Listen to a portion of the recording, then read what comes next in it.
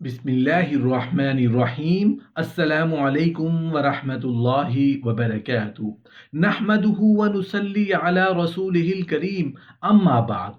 बाकी नमाजों की निस्बत नमाज फ़जर की फजीलत और सवाब ज़्यादा क्यों है? मोहतरम नाजरीन, फ़जर की नमाज का वक्त ऐसा वक्त है जिसके अंदर इंसान को बहुत ज़्यादा सुस्ती होती है। बिस्तर से उठने को दिल नहीं करता। शैतान इंसान के दिल में ख्याल डालता है कि अभी सो जाओ, अभी तो बहुत ज़्यादा वक्त है। लेकिन उस वक्त की इतनी अहमियत है और उस वक्त के अंदर इतने ज़्यादा फ़ायदे हैं, इतना ज़्यादा नफ़ा है कि अगर वो नफ़ा हम देख लें तो यकीन करें हम कभी भी सुबह की नमाज नहीं छोड़ेंगे।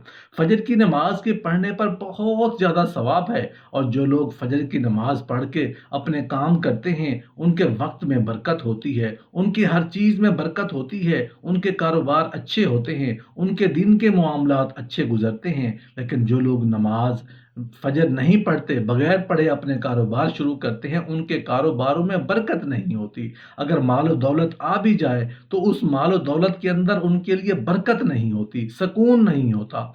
सुबह फजर की नमाज की फजीलत अहादीस में बयान हुई है। इब्न माजा ने एक रिवायत नकल की है। एक सहाबी रजी अल्लाह अन्हु कहते हैं कि मैंने रसूलुल्लाह सल्लल्लाहु अलैहि वसल्लम को ये फरमाते हुए सुना कि जो शख्स सुबह फजर की नमाज के लिए जाता है उसके हाथ में ईमान का झंडा होता है, और जो शख्स सुबह बाजार की तरफ जाता है उसके हाथ में शैतान का झंडा होता है। इस हदीस का मतलब ये है कि जो लोग नमाज फजर पढ़े बगैर बाजारों में, दफ्तरों में या कारोबार की तरफ चले जाते हैं तो उनके हर काम में शैतान दखल अंदाजी करता है, माला दौलत में बरकत ख़त्म हो जाती है। लेकिन वो लोग जो अपनी सुबह का आगाज़ फजर की नमाज से करते हैं उनके वक्त में बरकत होती है, उनकी रोज़ी में बरकत होती है। इसलिए फजर की नमाज का एहतमाम करें। फजर की नमाज पढ़ना मुश्किल है लेकिन उसके ऊपर बहुत ज़्यादा सवाब है।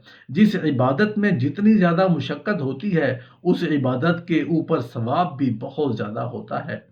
तो सुबह फजर के वक्त अल्लाह ताला की रहमतें नाजिल होती हैं। फजर की नमाज के बाद कारोबार शुरू करने से कारोबार में बरकत आती है, पूरे दिन खैर और बरकतें नाजिल होती हैं। तो फजर की नमाज को मामूली ना समझें, इसके ऊपर बहुत ज़्यादा सवाब है और बहुत ज़्यादा नफ़ा है। जिस घर के सारे लोग फजर की नमाज अदा करेंगे तो पूरा दिन घर में खैर और बरकतें नाजिल होंगी। घर के अंदर एक बेनमाजी आदमी हो तो उसके असरात घर के ऊपर पड़ते हैं। तो इसलिए नमाज का एहतमाम करें, खसूसन फजर की नमाज का ज़्यादा एहतमाम करें। मोहतरम नाजरीन, वैसे तो नमाज पंजगाना तमाम मुसलमानों पर फ़र्ज है और नमाज पढ़ने का बहुत ज़्यादा सवाब और फजीलत कुरान और हदीस से साबित है। आज की इस वीडियो में हम नमाज फजर पढ़ने के 5 बड़े फ़ायदों का जिक्र करेंगे। फजर की नमाज का पहला बड़ा फ़ायदा ये है कि रसूलुल्लाह सल्लल्लाहु अलैहि वसल्लम ने फरमाया, जिस आदमी ने फजर की नमाज पढ़ ली वो अल्लाह पाक की जिम्मेदारी में आ गया। उस नमाज की वजह से बंदा अल्लाह पाक की जिम्मेदारी में आ जाता है और बंदे के दिन के तमाम काम आसान हो जाते हैं। दिन आसानी से गुजरता है, दिन की मुश्किलात कम हो जाती हैं, बंदे के ऊपर अल्लाह की रहमत होती है। फजर की नमाज का दूसरा बड़ा फ़ायदा ये है कि रसूलुल्लाह सल्लल्लाहु अलैहि वसल्लम ने इरशाद फरमाया, जिस आदमी ने इशा की नमाज बाजमात पढ़ ली तो वो बंदा ऐसे है जैसे उसने आधी रात नमाज पढ़ी है।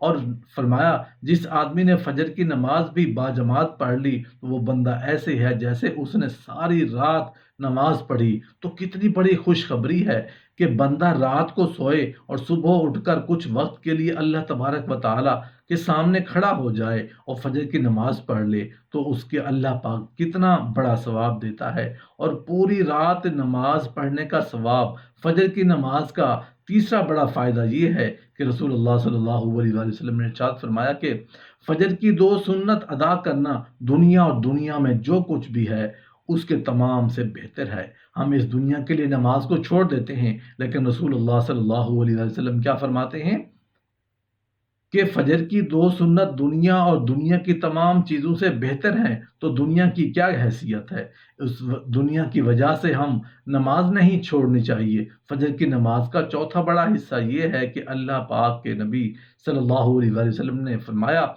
तुम्हारे पास दिन और रात के फरिश्ते आते हैं और ये फरिश्ते फजर और असर की नमाज में जमा होते हैं और फिर ये فرشتے اوپر جاتے ہیں، اللہ پاک کے پاس جاتے ہیں، اللہ پاک سب کچھ جانتا ہے، لیکن پھر بھی دن اور رات والے فرشتوں سے پوچھتا ہے کہ تم نے میرے بندے کے پاس آئے تو تم نے اس کو کس حالت میں چھوڑا؟ فرشتے کہتے ہیں اے اللہ، تیرا وہ بندہ نماز پڑھ رہا تھا، فجر کی نماز اس نے پڑھی۔ کتنے خوش قسمت ہیں وہ لوگ جو فجر کی نماز بڑی پابندی کے ساتھ پڑھتے ہیں۔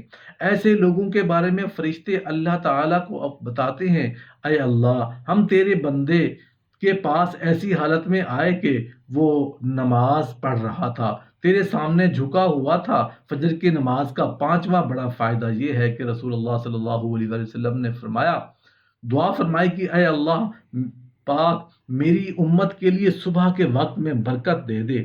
جن لوگوں کے لیے رسول اللہ صلی اللہ علیہ وآلہ وسلم برکت کی دعائیں فرمائیں وہ لوگ کتنے ہی خوش قسمت ہوں گے۔